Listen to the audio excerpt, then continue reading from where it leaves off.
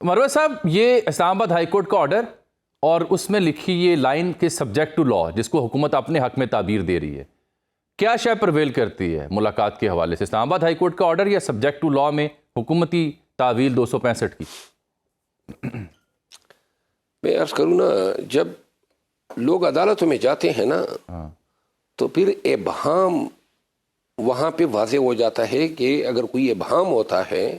تو یہ subject to لا جو ہے، یہ 265 جب میں نے چیلنج کیا تھا تو اس کی ہسٹری جو ہے پوری اسٹڈی کی گئی،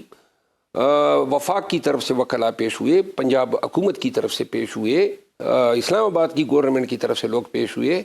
اور سب نے پھر اس میں عدالت نے امائکس کیوری مقرر کیے اور انہوں نے آ کے اس میں عدالت کو معاونت دی، تب یہ جا کے ایکسپلین ہوا کہ 265 جو ہیں وہ سرے سے ہمارے آئین کے تناظر میں جو بنیادی حقوق پاکستان کے آئین نے پاکستانیوں کو دیے ہیں وہ ان بنیادی حقوق سے متصادم ہے۔ دیکھیں، جرنل لا یہ ہے کہ جب کوئی شخص حوالات یا جیل میں چلا جاتا ہے تو اس کے جو بنیادی حقوق ہیں، بولنے کی، زندہ رہنے کی، اس کی ووٹ دینے کی، اس کی ایجوکیشن کا رائٹ ہے، اس کا مذہب کا رائٹ ہے، وہ حقوق متاثر نہیں ہوتے ہیں۔ البتہ اس کی آزادی متاثر ہو جاتی ہے، باقی جو ہیں وہ حقوق اپنے ساتھ رکھتا ہے جہاں ہوتا ہے، قطع نظر اس کے کہ وہ کسی چار دیواری میں بند ہیں یا آزاد شہری کی طور۔ مروہ صاحب، آپ اس ساری صورتحال میں پی ٹی آئی کی جو موجودہ سیاسی قیادت ہے یا وکلاء ہیں، ان کو کس حد تک ذمہ دار سمجھتے ہیں اس بگاڑ کا؟ دیکھیں، میں پوری قیادت کو تو بڑی ذمہ قرار دیتا ہوں جو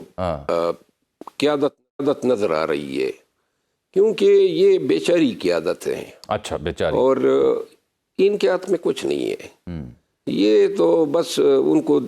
کان لگائے بیٹھے ہوتے ہیں کہ اب اڈیالہ جیل سے کیا خبر آتی ہے، اور جو ہی کوئی بات آ جاتی ہے بس اسی پہ لگ جاتے ہیں۔ یہ بات، یہ معاملہ ٹھیک تھا آپ کی نظر میں جو انڈین چینلز پہ عظمیٰ خان صاحب، نورین خان صاحبہ گئی؟ میری ذاتی رائے یہ ہے کہ میرا خیال ہے کہ جو پی ٹی آئی کے حالات ہے، جو الزام تراشیاں ہو رہی ہیں، جو خان اور پی ٹی آئی کے خلاف پروپیگنڈا ہو رہا ہے، ان حالات میں بالخصوص جب کہ تازہ جنگ ہوئی ہے، ہمارے تعلقات ان کے ساتھ مناسب نہیں ہے، ان کا مقصد یہ تھا کہ ہم یعنی کوئی یہ باتیں سینسر نہ ہو۔ آبویسلی پاکستان میں سینسر لاگو ہوتا ہے، لیکن ان کا مقصد یہ تھا کہ عالمی میڈیا پہ خان کی صحت اور زندگی کے حوالے سے کنسرنز کو اجاگر کر سکے، اور اس مقصد میں یہ کامیاب رہے ہیں۔ لیکن پی ٹی آئی کا جو ہمیشہ سے ایک پاسچر رہا ہے، ہمیشہ سے جو ایک شناخت ایسرٹ کی ہے پاکستانیت کی، اس پہ تھوڑی سی ضرب لگی ہے، کیونکہ جو جتنے لوگ انڈیا سے نفرت کرتے ہیں وہ کم از کم یہ توقع نہیں رکھتے تھے کہ اگر کوئی بات کرنی بھی تھی تو انڈین چینل کے ساتھ کرنی تھی۔ میں ذاتی طور پہ سمجھتا ہوں کہ یہ معاملات بہنوں کو نہیں ڈیل کرنے چاہیے، یہ پارٹی کے جو ذمہ دار ہیں انفارمیشن کے شعبوں سے۔ مروہ صاحب، ایک بار مختصر سوال آپ سے اجازت بھی لیتے ہیں، گورنر راج کا خطرہ ٹل گیا کے پی میں آپ کے نزدیک؟ میرا خیال نہیں ہے کہ ٹل گیا ہے۔ اچھا، ہاں، وہ تھریٹ تھا، دھمکی دے دی گئی کہ بھئی یہ پیرامیٹر سیٹ کر لو، اب دیکھا جائے گا کہ کیا کے پی حکومت جو ہیں وہ کس طرح ریئیکٹ کرتی ہے۔ میں ذاتی طور پہ سمجھتا ہوں کہ جس انداز سے حکومت اور پی ٹی آئی ٹکراؤ کی طرف بڑھ رہی ہے نا، تو یہ شاید ہوگا، اور ہوگا بھی عنقریب، کیونکہ پی ٹی آئی جو ہیں یہ سٹیٹس کو نہیں رکھ سکتی ہے، خصوصاً خان صاحب اس سٹیٹس کو کے بالکل مخالف ہیں۔ جو نئے وزیر اعلیٰ ہیں وہ جو ہے 1000% خان کی بات کو ہر چیز پہ مقدم سمجھے گا، ٹھیک، تو لہٰذا یہ اب انیویٹیبل ہے۔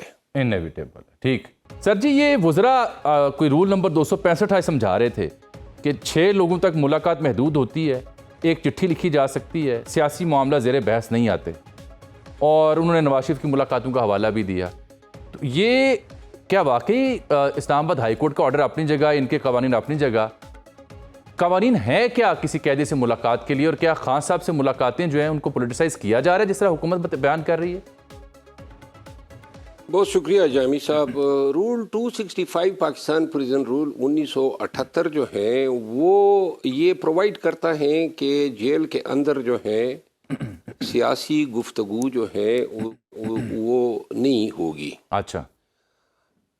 یہ رول تھا, اور بعض اوقات ماضی میں جب میں یہ ملاقاتیں میں کروایا کرتا تھا تو اس وقت ہمیں تکالیف پیش آتی تھی اس رول کی وجہ سے, تو میں نے اس قانون کو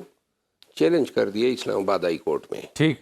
کہ یہ رول جو ہے, چونکہ یہ انگریز کے دور کا بنایا ہوا قانون ہے, 1861 پریزن ایکٹ ہے,